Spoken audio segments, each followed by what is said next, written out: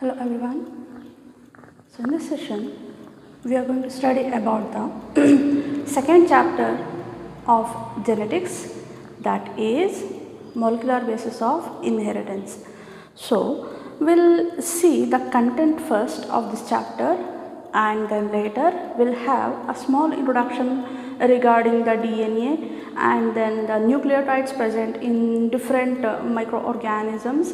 Later on we'll move on to the polynucleotide chain, that is nothing but the DNA. So we are in the second chapter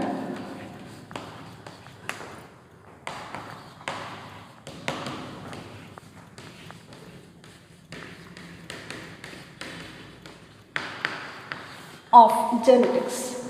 Second chapter of genetics, that is molecular basis of inheritance.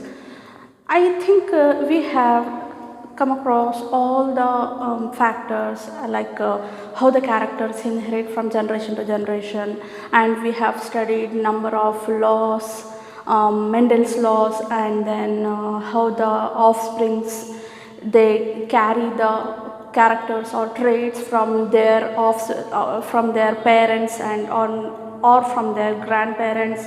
So these are all the things we studied in the last chapter, right? So here we are studying the molecular basis, what actually inherit from generation to generation. As we know, that is nothing but gene, or Mendel called these genes as factors. He introduced that term as factor. Some of the fragments or some of the units inherit from generation to generation, but later on the gene named, coined by some scientists, right? So Walter Sutton, what he discovered? He discovered the chromosomal theory of inheritance. He observed the stained bodies in the cell and many more things we studied, right? But actually in this chapter we'll see how the fragments or how the genes or how the DNA, I'm going to name them as our the whole thing, what is there in the in the nucleus, we'll see that in this chapter. So those are nothing but DNA, right? So DNA, as you know, in the class 11 we studied the structure of DNA, the chemical components of DNA, and how the backbone forms in the DNA, what are the components, all those things we came across in the class 11 itself. But here again we are going to study the whole structure, whole lump sum structure of DNA. With before the DNA, before that concept, I'd like to write the content of this chapter so that you can follow the same. So molecular basis of inheritance, it contains, as I told you, it contains the very first concept, that is DNA. The next content is the search of genetic material. So what is the search of genetic material? Yes, few scientists are there. Okay, so I'll name those scientists when I come to this content. They observed the fragments or the gene or the DNA units or the DNA, it is inheriting from generation to generation. How they observed? They did some experiments on the mice or on the living organism, and they checked how the molecular basis or molecules inheriting from generation to generation. So that comes under the search of genetic material.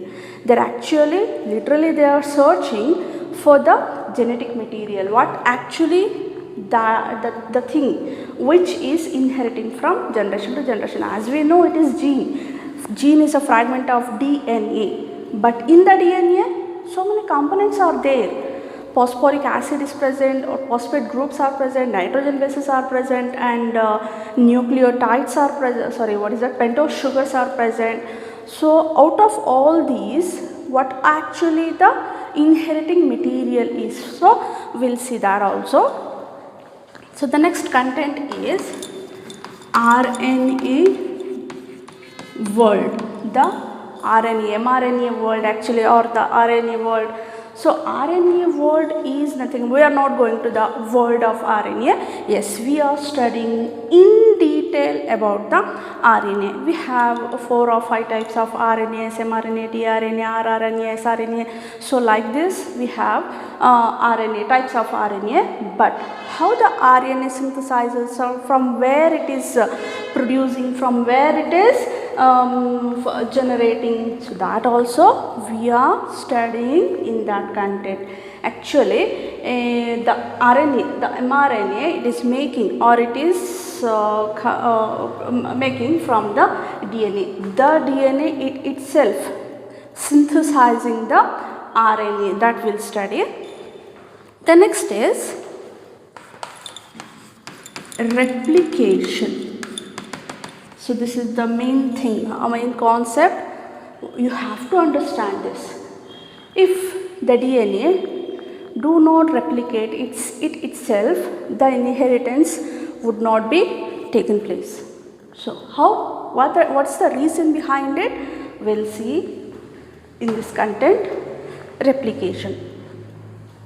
The next is transcription. As I told you, making of mRNA from DNA is known as transcription. Next is genetic code. So here, I guess if you remember, in the sickle cell anemia, I wrote GAG, to that CTC. I wrote the codons, or the base pairs. I wrote in the last before last session. If you remember that, those 3 paired base pairs are known as, it is nothing but genetic code. So why the genetic code is important in our body or in the living organism, how it forms, what is the necessity of genetic codes, everything, how many genetic codes are present, the salient features, everything we'll study in this concept, genetic code. And then translation, and then next content is regulation of gene expression, regulation of gene expression. The next content of this chapter is Human Genome Project, Human Genome Project, and the last one is DNA fingerprinting, DNA fingerprinting. So we have these numerous number of contents are present in the chapter. Yes, obviously it has more weightage, and they'll ask 2 questions for 5 marks. Okay, from this chapter. So you have to learn everything in this chapter. As like the previous chapter, this is also interesting and easy, so that you can score more from this chapter. And don't skip anything from this chapter. So as I told you, we'll see the introduction first. We'll learn the next content.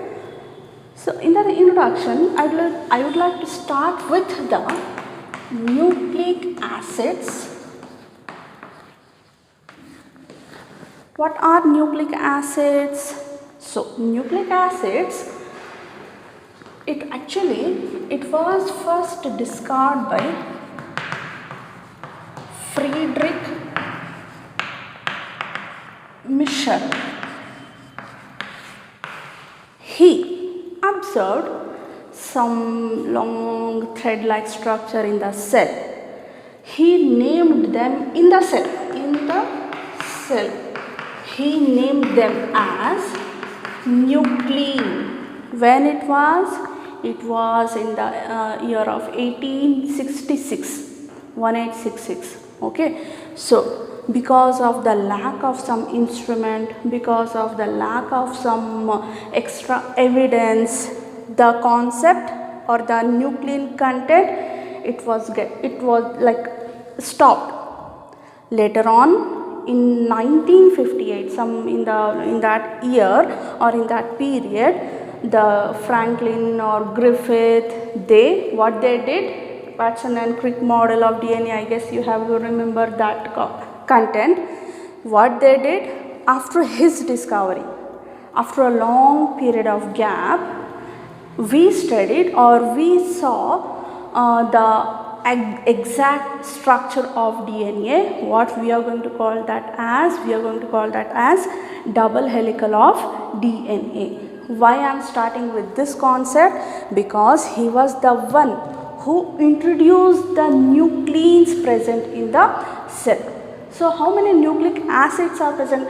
Okay, so this is one thing. Alright, so we'll study from here, from the introduction part.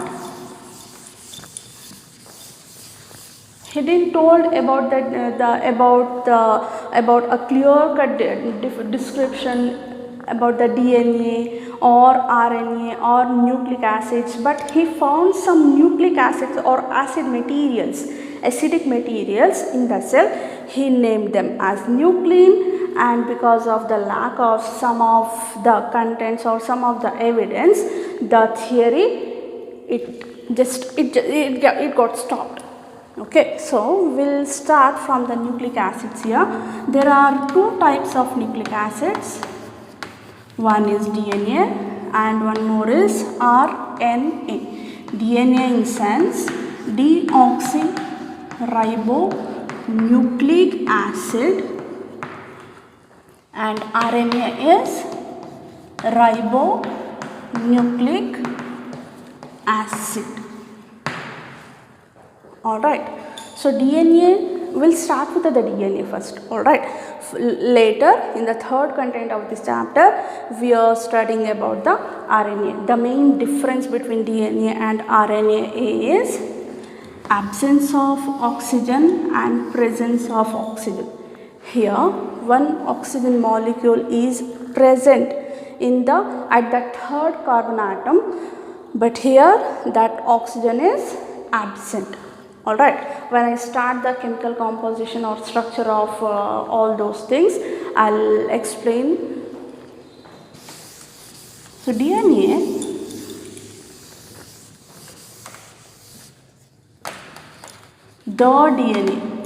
so the DNA is the genetic material. DNA is the genetic material present in the living organism. In the prokaryotes and in the eukaryotes, you might have seen the difference, presence of DNA or presence of nucleus and absence of nucleus. In the prokaryotes, if the nucleus is absent but nucleoid are present, only the DNA or they only present in the cell or the cytoplasm, but in the eukaryotes the true nucleus is present. It is covered by membrane, nuclear membrane and nucleoplasms. All the contents are present in the prokaryotic cell.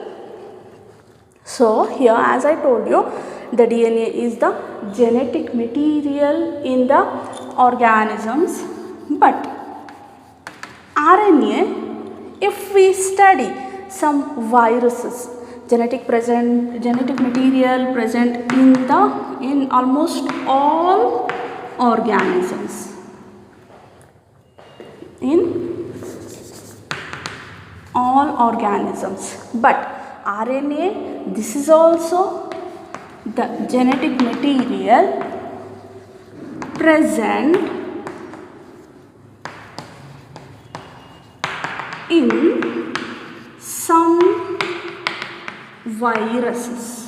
In some we can tell or we can describe, like RNA, it itself is the genetic material in some viruses. Can you name that virus?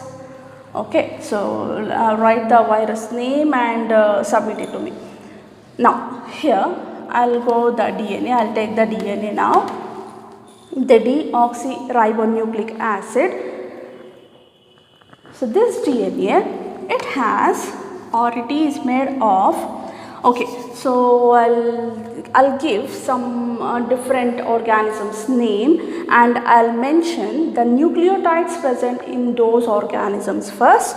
Later we'll come to the chemical composition. Okay, so one bacteriophage is present, named as 5 into 175. 170, not it is not 5, it is 4. It is a name of bacteriophage. Bacteriophage. Okay, so this bacteriophage, it has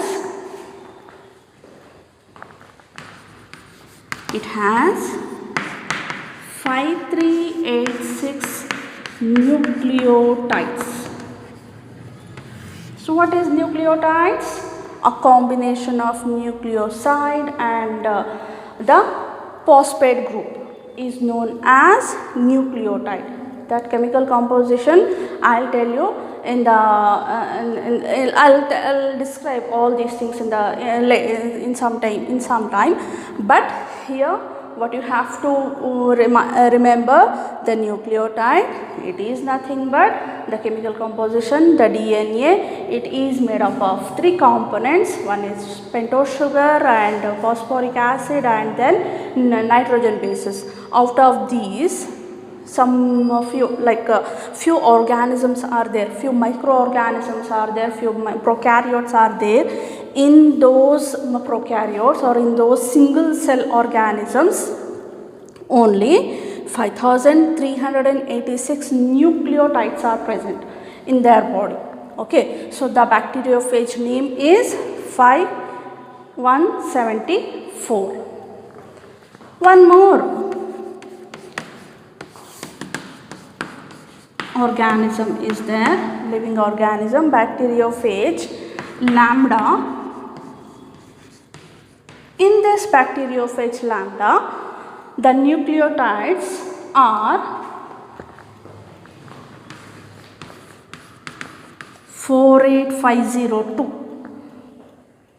Alright, so look at the differences or look at the variations for nucleotides present in this bacteriophage and this bacteriophage. Alright, one more is there, we'll have a look at that. Escherichia coli, E. coli bacteria. So this bacteria, it consists of 4.6 into 10 to the power of 6 base pair.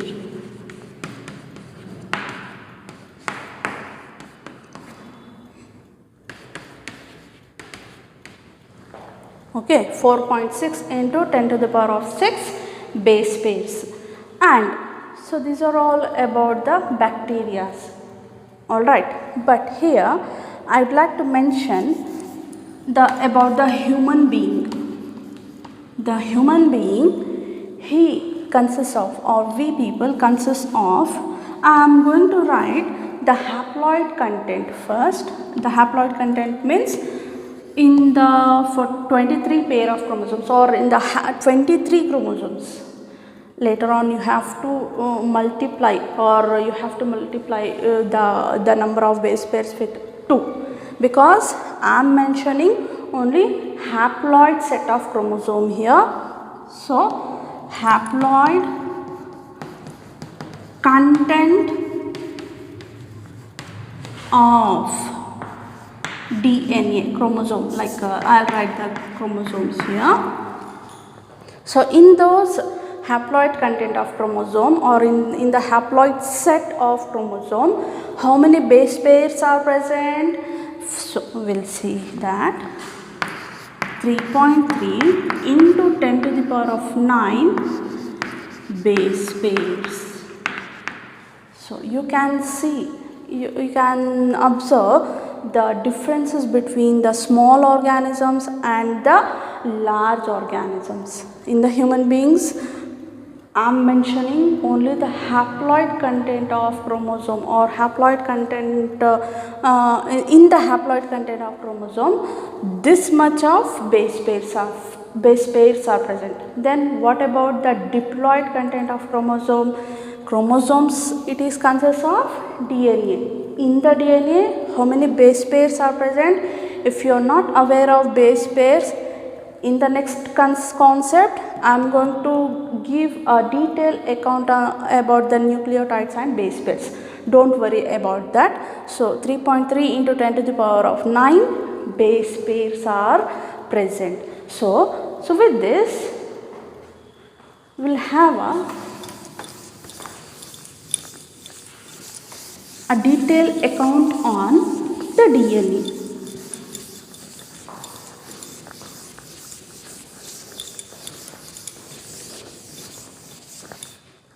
The DNA is made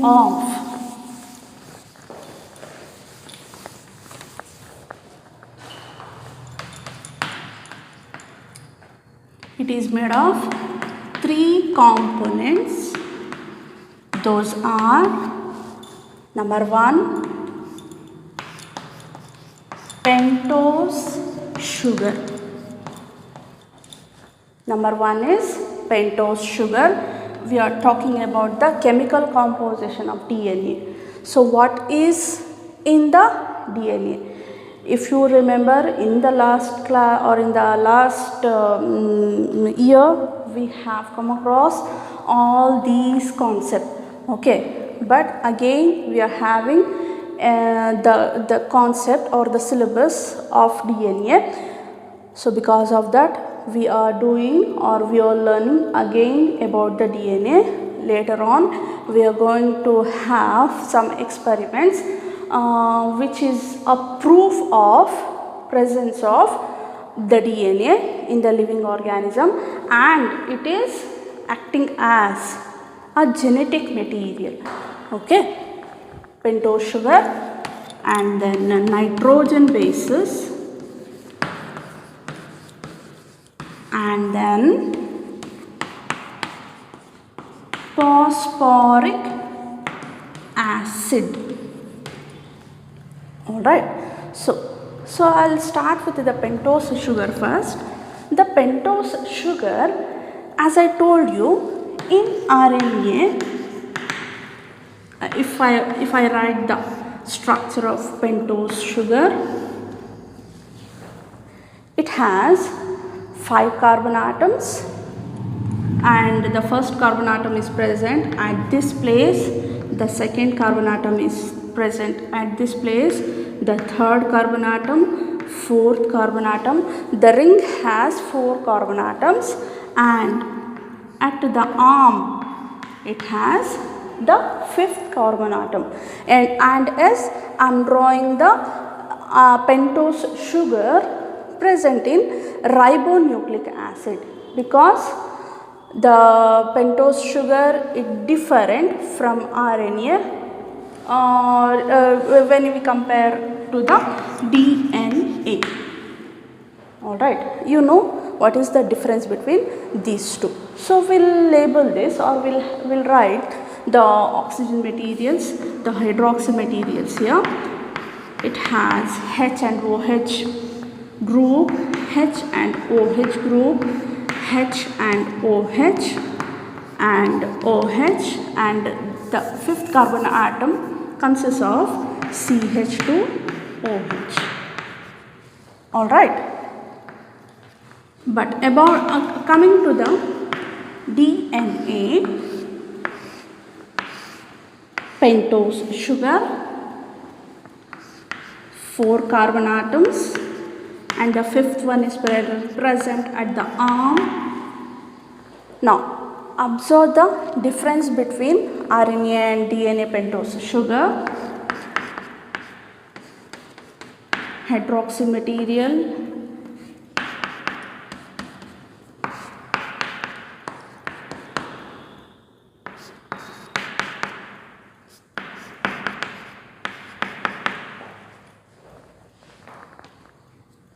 so what is the difference between these two pentose sugar? So the pentose sugar present in the RNA, here it should come H. Okay. At the second carbon atom, here it has no oxygen atom, but here at the both carbon atoms, carbon atom 2 and carbon atom 3, it has hydroxyl group. So because of this, because of the absence of one oxygen content or one oxygen group, it is more stable. The DNA is more stable because here only one functional group is present. One more is, this is not the functional group, but here we can say these two are the functional group. Because of the presence of two functional group, it is more active. But this is because of the absence of one oxygen atom, it is less active and more stable. So because of the presence of, because of this nature of DNA, it is, or it is what do you call? It is an inheritable material. So this is known as inheritable material. It is not an active material, it is a stable material and it replicates it by itself. It inherits from generation to generation. So that's all about the pentose sugar of RNA and DNA. Now coming to the nitrogen bases, the nitrogen bases are of two types. One is purines and one more is pyrimidines. The purines and pyrimidines. The purines are, again they are of two types. One is adenine, guanine, and pyrimidines are of three types: cytosine, uracil, and thiamine. Again I am differentiating the nitrogen bases regarding the RNA and DNA. In case of RNA, it has 4 nitrogen bases. One is adenine, guanine, cytosine. Instead of thiamine, we are writing the uracil. So instead of thiamine nitrogen base in the RNA, it consists of uracil pyrimidines. So in total, what we can say, the purines are same in both RNA and DNA. But coming to the pyrimidines, the cytosine remains same. Only the uracil and thiamine, it get interchanged in the RNA and DNA. If we wrote the nitrogen bases present in DNA, those are adenine, guanine, cytosine and thiamine. Alright, so these are all the nitrogen bases present in the DNA and RNA. Now coming to the phosphoric acid or phosphate group, the phosphate group is, I'll write the structure here itself.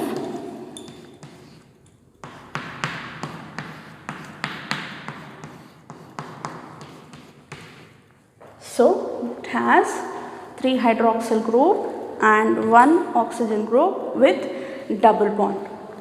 So look at the valencies, and yes, phosphoric acid remains same in both RNA and DNA. We'll have a glance on the structure of RNA after this DNA, and after the genetic material, the search of genetic material, we are going to learn about the RNA, or we are going to the world of RNA. So we'll first finish it off first this. Alright. So as we have written all these things, you just observe the DNA pentose sugar and the DNA nitrogen bases and the phosphoric acid.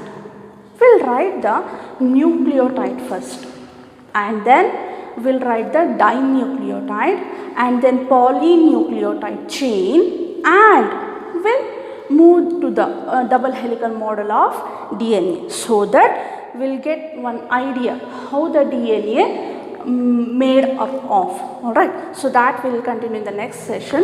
Thank you.